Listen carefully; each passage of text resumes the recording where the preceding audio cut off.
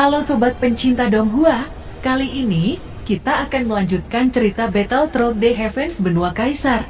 Cerita dan video ini diambil dari channel Mebarta. Tanpa banyak basa-basi, mari kita simak alur ceritanya. Melanjutkan dari cerita sebelumnya, Pangeran Dewa Dara tidak berhenti dan menunjukkan teknik domain senjata darah. Xiaoyan tidak berani bertindak gegabah kali ini. Pada saat yang sama, Xiaoyan mengayunkan penguasa Suan dan 10.000 langkah secara bersamaan dilepaskan. Bayangan 10.000 penguasa Suan tercipta di atas langit. Dengan masuknya api ungu, kekuatan penguasa Suan ditingkatkan menjadi serangan tingkat domain. Ledakan bergema di seluruh langit. Sosok Xiaoyan dan Pangeran Dewa Dara saling bertukar pukulan dengan sangat cepat. Pertempuran berlangsung sangat lama. Kedua belah pihak mundur dan maju lagi hampir dengan serangan yang mematikan. Xiaoyan dan Pangeran Alam Dewa Dara terengah-engah. Mereka sudah ribuan kali bertukar pukulan. Keadaan luar Xiaoyan dipenuhi dengan luka. Itu menunjukkan betapa mengerikannya serangan yang dilepaskan oleh Pangeran Dewa Dara. Di sisi lain, kondisi Dewa Dara juga tidak terlihat baik. Dia berkata, "Saya tidak menduga Anda benar-benar mampu memaksa saya dalam situasi seperti ini. Dao Xian bintang 2 sebenarnya mampu melukai saya. Namun jika dibandingkan dengan Anda, sepertinya kondisi Anda jauh lebih menyedihkan," ucap Pangeran Dewa Dara dengan sudut mulut terangkat. Di tubuh Xiaoyan terdapat luka besar dan kecil. Sudut mulutnya bahkan meneteskan darah. Dia dengan cepat mengeluarkan sumber abadi untuk menghentikan pendarahan. Pangeran Dewa Dara yang melihat ini, dia berkata, "Sumber abadi Anda seharusnya sudah habis kan? Saya akui Anda sudah cukup kuat dengan mendorong saya pada titik ini. Tetapi saya harus memberitahu Anda bahwa perbedaan setiap bintang Dao Xian itu nyata. Saya berada di bintang 3 Dao Xian, secara alami sumber abadi saya jauh lebih banyak dari Anda. Sekarang Anda tidak akan mampu mengeluarkan teknik bertaruh," ucap Pangeran Dewa Dara. Dihadapkan Pangeran Dewa Dara yang banyak berbicara, Xiaoyan perlahan-lahan mengangkat kepalanya dan menunjukkan senyum lebar. Pertarungan ini benar-benar sangat menyenangkan. "Apakah Anda lupa jika teman Anda sedang bertarung dengan rekan saya?" ucap Xiaoyan tersenyum dingin. Setelah kata-kata Xiaoyan jatuh, kekuatan jiwa tingkat suci menyapu ke arah Pangeran Dewa Dara. Pangeran Dewa Dara menjerit dengan keras. Rasa sakit yang hebat di dalam kedalaman jiwanya membuat dia berteriak keras. Dia melupakan jika dewa sendiri ditekan oleh kerangka hidup Zheng Hui. Sekarang dia sangat tidak berdaya untuk menghadapi kekuatan jiwa yang dilepaskan oleh Xiaoyan. Pada saat yang sama, Xiaoyan mengaktifkan panah suci teratai api. Tangan kanannya memegang anak panah yang tercipta dari api surgawi, roh hantu, dan kekuatan benua. Dengan seringai di sudut mulutnya, Xiaoyan melepaskan panah suci teratai api. Pangeran Dewa Dara yang terganggu oleh kekuatan jiwa Xiaoyan, dia sudah kehilangan kekuatan tempurnya. Pikirannya berdengung dan tidak memiliki kekuatan untuk melawan. Panah suci teratai api dengan kecepatan yang sangat cepat menembak ke arah jantung Pangeran Dewa Dara. Armor besi yang melindungi dadanya hancur di bawah serangan panah teratai suci. Dewa sendiri yang melihat ini, dia melebarkan matanya. Dia ingin segera menyelamatkan, tapi dia masih terganggu oleh Zheng Hui. Dewa sendiri dengan paksa keluar dari serangan Zheng Hui dan seteguk darah menyembur dari mulutnya. Segera dia menuju ke arah Pangeran Dewa Dara dan membawanya ke Bahtera Merah. Dewa sendiri segera mengendalikan Bahtera Merah untuk meninggalkan benua ini. Jika Xiaoyan mengejar mereka berdua, tentu saja mereka pasti akan mati. Tetapi Xiaoyan tidak menduga bahwa yang datang sebenarnya merupakan pangeran dari alam Dewa Dara. Jika orang dengan status tinggi seperti itu terbunuh, maka tidak peduli seberapa bersihnya cara melakukannya tidak akan lepas dari koneksi para Dewa Dara. Bisakah benua ini menanggung kemarahan dari alam Dewa Dara? Xiaoyan tidak berani ceroboh dan berdiam di tempatnya tanpa bergerak. Mata Xiaoyan melihat sekeliling benua ini. Saat ini dia tidak bisa menanggung kemarahan dari alam Dewa Dara. Semua orang melihat Bahtera Merah yang berangsur-angsur menghilang. Semua orang segera memandang Xiaoyan dengan bingung di hati mereka. Mereka benar-benar tidak mengerti mengapa Xiaoyan melepaskan kesempatan yang sangat baik ini. "Xiaoyan, Mengapa Anda tidak membunuh mereka dengan kesempatan yang begitu bagus? Mereka telah membunuh orang-orang yang tak terhitung jumlahnya di benua Daudi ini. Apakah Anda memiliki sedikit belas kasihan untuk mereka berdua? Ucap Shauzan, saya melakukan ini karena benua ini. Saya tidak menduga bahwa mereka yang datang adalah pangeran dari alam Dewa Dara. Tentu saja status mereka berdua sangat tinggi di alam Dewa Dara. Jika kita membunuh mereka, maka alam Dewa Dara akan memimpin pasukan untuk menghancurkan benua ini. Dengan kekuatan kita saat ini, kita tidak mampu perang skala besar dengan alam Dewa Dara. Ucap Xiaoyan menghela nafas tak berdaya. Dia sangat ingin membunuh mereka, namun konsekuensinya sangatlah fatal. Kita bisa membunuhnya dan kita akan menang. Tetapi apakah Anda menyadari bahwa kemenangan kita hanya bertahan 1 hari dan kalah selamanya? Jika itu terjadi, akan terlambat untuk kita menyesal. Membunuh mereka sekarang tidak berbeda dengan bunuh diri. Kita tidak boleh tergesa-gesa dalam mengambil keputusan. Ketika kekuatan kita sudah cukup dan mampu melawan alam Dewa Dara, maka kita akan mendatangi mereka. Ucap Xiaoyan. Setelah itu Xiaoyan memasuki Bahtera Tabut untuk memulihkan diri. Mereka semua menatap Xiaoyan dengan kekaguman di hati mereka. Baru saat ini mereka mengerti mengapa Xiaoyan tidak berniat membunuh mereka. Long Xitian sangat percaya dengan apa yang dikatakan oleh Xiaoyan. Saat ini benua Daudi masih sangat lemah. Yang dibutuhkan oleh benua ini hanya waktu. Seluruh pasukan memasuki Bahtera Tabut dan tujuan kelompok Xiaoyan selanjutnya ke Shofu Mansion. Bahtera Tabut bergerak dengan cepat. Hanya beberapa saat Bahtera sudah berada di atas kota Juche. Sudah 50 tahun kelompok Xiaoyan meninggalkan kota Juche. Setelah sampai di langit Shofu Mansion, seluruh pasukan merasa sangat lega. Kembalinya Xiaoyan ke Shofu Mansion segera menyebar di kota Juche. Kelompok-kelompok yang memiliki hubungan baik dengan Xiaoyan datang untuk menanyakan situasi Xiaoyan saat ini. Ketiga leluhur tergesa-gesa datang ke aula Shofu Mansion dengan wajah yang serius. Pada saat ini Xiaoyan dan King Ho sedang minum teh di aula dan membicarakan tentang apa yang terjadi selama 50 tahun terakhir. Sedangkan Xiaozan membawa Zheng Hui dan Long Xitian untuk berkeliling ke Shofu Mansion. Melihat ketiga leluhur yang datang, Xiaoyan dan King Ho segera berdiri dan menangkupkan tangan.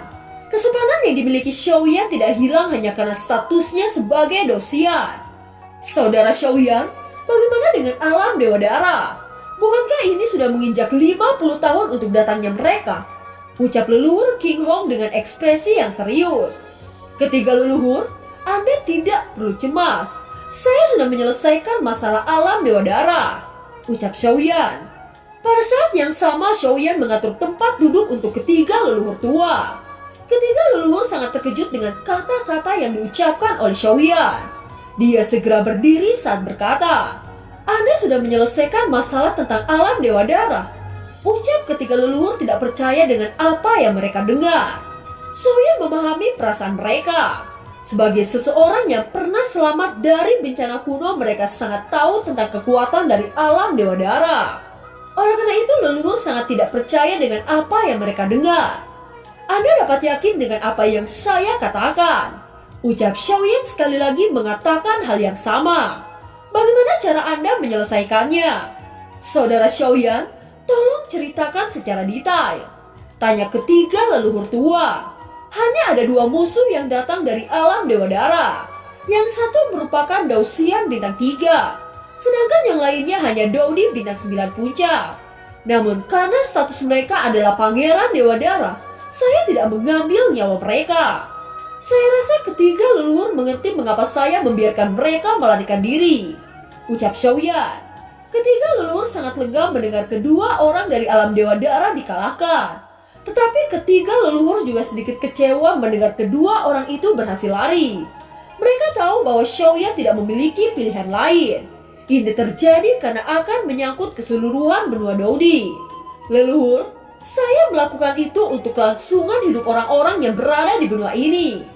Jika saya membunuh mereka berdua, maka alam Dewa Dara akan mengirim pasukan untuk mencuci benua ini dengan darah. Oleh karena itu, saya mengambil keputusan seperti ini. Ucap Xiaoyan. Saya mengagumi dengan cara berpikir Anda. Jika Anda membunuhnya, itu tidak lebih dari kemenangan 1 hari dan kemusnahan benua Daudi selamanya. Hanya saja kami masih tidak percaya dengan bagaimana cara Anda mampu mengalahkan Dosian bintang 3. Ayo ceritakan kepada kami ketiga orang tua ini, ucap ketiga leluhur. Xiaoyan menghela nafas dan menceritakan secara singkat kepada mereka bertiga. Mereka bertiga menganalisis setiap kata-kata yang diucapkan oleh Xiaoyan. Tiba-tiba leluhur tua King Hong memandang Xiaoyan dengan tatapan ngeri. Anda telah menerobos tingkat Dosian, teriak leluhur King Hong. Kedua leluhur memandang Xiaoyan dengan terkejut. Xiaoyan mengangguk lalu berkata, "Saya memiliki keberuntungan dan menerobos Dosian bintang 2 beberapa waktu yang lalu," ucap Xiaoyan. Mendengar ini ketiga leluhur tua hampir memuntahkan seteguk darah. Bagaimana mungkin dia menerobos Dosian bintang 2? Bukankah orang ini benar-benar seperti monster? Leluhur King Hong yang mendengarnya menghirup udara dingin. Selama ribuan tahun tidak ada yang mampu menerobos ke tingkat Dosian. Tetapi Xiaoyan hanya butuh waktu 50 tahun untuk menerobos Dosian. Yang membuat mereka tidak percaya adalah terobosan Xiaoyan langsung menuju Dosian bintang 2. Saya tidak peduli bagaimana Anda bisa menerobos Dosian bintang 2. Yang terpenting sekarang benua ini akhirnya melahirkan Dosian.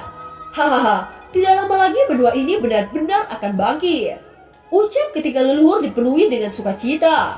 Leluhur King Hong lalu berkata, "Sejak terjadinya bencana kuno, orang-orang dari alam Dewa Dara membantai semua Dosian.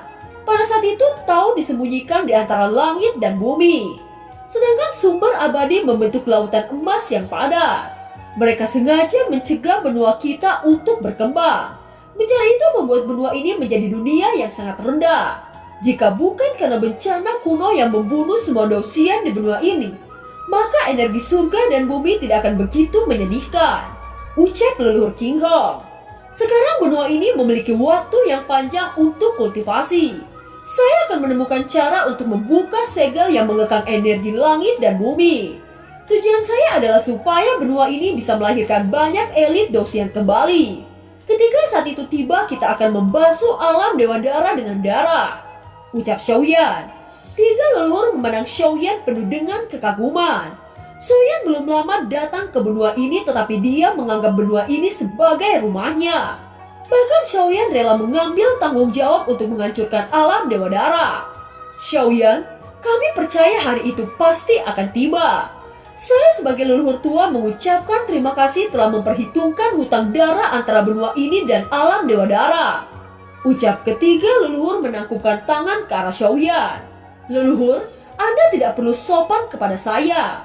Itu merupakan tugas kita bersama untuk membalas dendam kepada alam Dewa Dara," ucap Xiaoyan. Ketiga leluhur sangat bersyukur memiliki Xiaoyan di benua ini. Setelah mengobrol untuk waktu yang lama, ketiga leluhur tua meninggalkan Shafu Mansion. Tetapi Xiaoyan hanya menghentikan leluhur Xin-Er dengan alasan membahas sesuatu hal yang pribadi. "Leluhur, saya ingin memberitahu Anda sesuatu yang mungkin sangat penting bagi Anda. Selama ini ada seseorang yang selalu mencari Anda tanpa disadari oleh leluhur," ucap Xiaoyan. "Oh, mengapa Anda membuat saya sangat penasaran?" ucap leluhur Xin-Er. "Kalau begitu Anda bisa mengikuti saya," ucap Xiaoyan membawa leluhur Xin-Er. Setelah beberapa saat mereka berdua berada di Batra dan memasuki bagian bawah. Leluhur Xin-Er sangat kagum dengan Batra ini. Benda ini sangat luar biasa, bahkan mampu melintasi benua dengan sangat cepat. "Xiaoyan, jika Anda memiliki Batra ini, Anda seharusnya bisa meninggalkan benua ini dan pergi ke benua lain," ucap leluhur Xin-Er. Xiaoyan tersenyum dan menganggukkan kepalanya. Tidak lama kemudian mereka berdua sudah tiba di bagian bawah. Di depan mereka terdapat kepompong biru yang sangat mempesona. Leluhur Xin-Er memandang kepompong dan melihat sosok kecil meringkuk di dalamnya. "Apa ini?" tanya leluhur Xin-Er dengan terkejut dengan pemandangan di depannya. "Apakah Anda masih ingat seorang pria yang bernama Gui Yin?" tanya Xiaoyan. Setelah leluhur Xin-Er mendengar nama itu, wajahnya tiba-tiba berubah. Dia sudah sangat lama tidak mendengar nama ini. Ketika dia mendengar nama ini dari mulut Xiaoyan, ribuan pikiran telah mengalir di pikiran leluhur Xin-Er. Itu membuat matanya merah dan air matanya mengalir di pipinya. "Bagaimana Anda tahu nama ini? Apakah Anda pernah bertemu dengannya?" Ucap leluhur Xin-Er memandang Xiaoyan dengan serius. Sebelum itu, apakah orang itu penting bagi Anda? Ucap Xiaoyan bertanya dengan lembut. Dia menatap wanita yang rapuh di depannya. Dia adalah tunanganku. Karena kedatangan dunia Dewa Dara, dia secara paksa menerobos ke Dosian. Tetapi pada akhirnya dia tidak mampu menahan bencana petir Dosian. Jiwanya tersebar dan tidak meninggalkan sedikit pun jejak jiwa. Ucap leluhur Xin-Er dengan air mata di pipinya. Xiaoyan akhirnya mengerti penyebab Guyin meninggal. Ternyata itu disebabkan oleh alam Dewa Dara. Xiaoyan, bagaimana Anda mengenal nama itu? Tolong beritahu saya. Tanya leluhur Xin-Er. Pada saat ini leluhur Xin-Er tidak bisa mengendalikan ketenangannya. Dia seperti gadis kecil yang sangat rapuh. Xiaoyan melihat ini, dia menghela nafas panjang, dia menatap leluhur Xin-Er lalu berkata, "Jika saya mengatakan bahwa Guyin masih hidup, apakah leluhur percaya kepada saya?" Ucap Xiaoyan. Mendengar kalimat ini seperti guntur menghantam kepala leluhur Xin-Er. Dia menatap tajam ke arah Xiaoyan. "Saya tahu bahwa Anda jauh lebih kuat daripada saya sekarang. Tetapi jika Anda menipu saya, maka saya tidak akan mengampuni Anda." Ucap leluhur Xin-Er. Jelas leluhur Xin-Er tidak percaya dengan berita ini. Guyin mati di depan mata kepalanya sendiri. Bagaimana mungkin dia percaya bahwa Guyin masih hidup? Xiaoyan tersenyum lalu berkata, "Saya tidak mungkin membohongi Anda. Orang yang berada dalam kepompong adalah Guyin. Guyin pernah melihat Anda saat melawan ketua aliansi bayangan. Tetapi dia tidak berani menemui Anda dan dia hanya bisa memandang Anda dari kejauhan. Saat Anda tertangkap oleh ketua aliansi bayangan, Guyin sangat marah dan ingin menyelamatkan Anda. Tetapi perbedaan kekuatan antara Guyin dan ketua aliansi bayangan terlalu jauh. Guyin tertusuk oleh ratusan rantai hitam. Saat itu di dalam tubuhnya hanya terdapat sedikit jejak jiwa. Karena rasa cinta yang mendalam Guyin, dia mampu melewati 2 kematian." Ucap Xiaoyan. "Dia masih hidup. Dia sebenarnya masih hidup." Ucap leluhur Xin-Er menatap kepompong Guyin dengan kesedihan yang mendalam.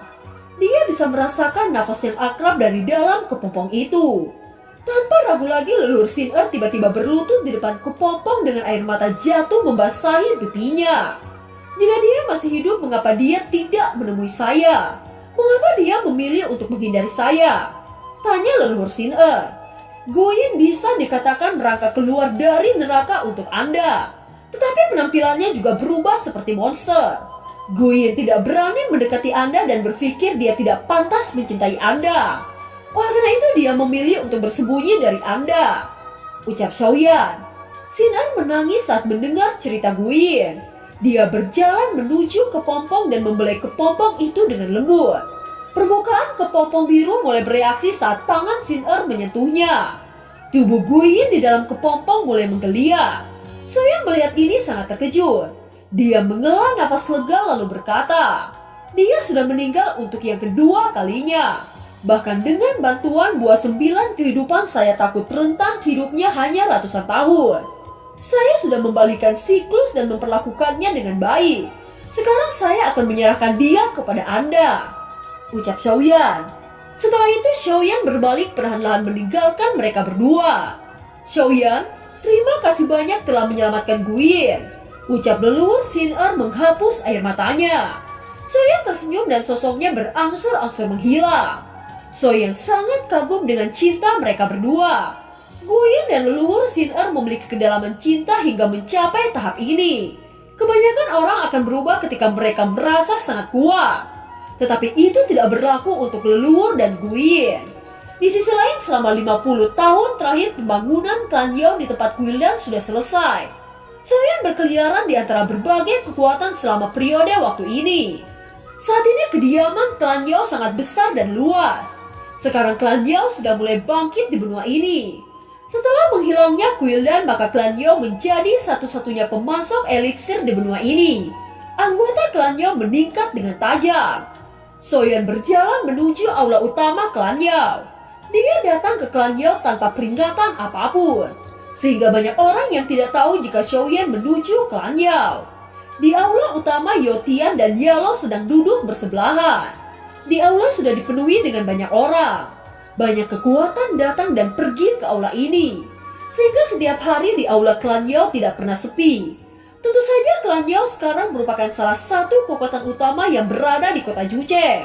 Terlebih lagi klan Yao menyediakan kebutuhan eliksir untuk seluruh benua. Saat seluruh kerumunan di aula bercanda tawa, tiba-tiba suara akrab terdengar. Sungguh luar biasa keramaian di aula ini, ucap Xiaoyan berdiri di pintu masuk aula utama klan Yao. Seluruh kerumunan yang mendengar suara akrab ini segera menjadi sunyi. Semua orang menoleh dan melihat Xiaoyan berdiri di pintu aula. "Xiaoyan, Anda telah kembali," teriak Yalao. Yalao sangat senang setelah melihat wajah Xiaoyan. "Mengapa Anda tiba-tiba menghilang selama 50 tahun tanpa mengucapkan sepatah kata pun? Kemarilah, biarkan leluhur ini melihat keadaan Anda," ucap Yotian. Xiaoyan sedikit malu dengan ucapan leluhur Yotian, tetapi jenis perhatian itu juga membuat Xiaoyan sangat nyaman di hatinya. Xiaoyan berjalan menuju kerumunan dan juga sangat mengkhawatirkan tentang keadaan Yalao. "Guru, bagaimana tingkat pemurnian Anda sekarang?" tanya Xiaoyan. "Sekarang tingkat pemurnian guru tidak terlalu buruk jika dibandingkan dengan Anda," ucap Yalao dengan memegang janggutnya. Xiaoyan menyipitkan mata ke arah Yalao. Setelah beberapa saat Xiaoyan sedikit memerah di wajahnya. Yalao melihat ini segera batuk 2 kali. "Bocah bau, mengapa Anda tiba-tiba menatap tajam kepada guru?" ucap Yalao. Dengan kekuatan jiwa tingkat suci tentu saja Xiaoyan tahu fluktuasi jiwa Yalao. "Guru, mengapa Anda dipenuhi dengan musim semi?" tanya Xiaoyan. Pada saat ini Xiaoyan mampu melihat suasana hati Yalao. Suasana hati itu dipenuhi dengan rasa cinta kepada wanita. "Lupakan saja, saya tahu bahwa saya tidak akan mampu menyembunyikan apapun kepada Anda. Tetapi Anda tidak boleh menertawakan saya," ucap Yalao. "Guru, bagaimana mungkin murid ini menertawakan Anda? Saya hanya berpikir bahwa guru sangat sulit untuk mencintai wanita. Oleh karena itu murid ini sangat terkejut ketika melihat wajah guru dipenuhi dengan asmara," ucap Xiaoyan menggoda. Setelah itu dia mengeluarkan eliksir Hui Chundan yang dapat membuat Yalao mendapatkan kembali masa mudanya. Yalao yang melihat eliksir di tangan Xiaoyan sangat senang. Siapa yang tidak ingin menjadi muda dan tampan kembali? Tentu saja semua orang ingin mendapatkan kembali masa mudanya. "Anda memang murid yang sangat berbakti. Saya tidak menyangka Anda memberikan hadiah yang sangat luar biasa kepada guru," ucap Yalao. Setelah beberapa saat sosok wanita datang ke aula klan Yao. Xiaoyan melihat ini, dia menoleh ke arah Yalao. "Guru, apakah itu bibi yang mengisi hati guru?" tanya Xiaoyan. Yalao sedikit malu dengan pertanyaan yang diajukan oleh Xiaoyan.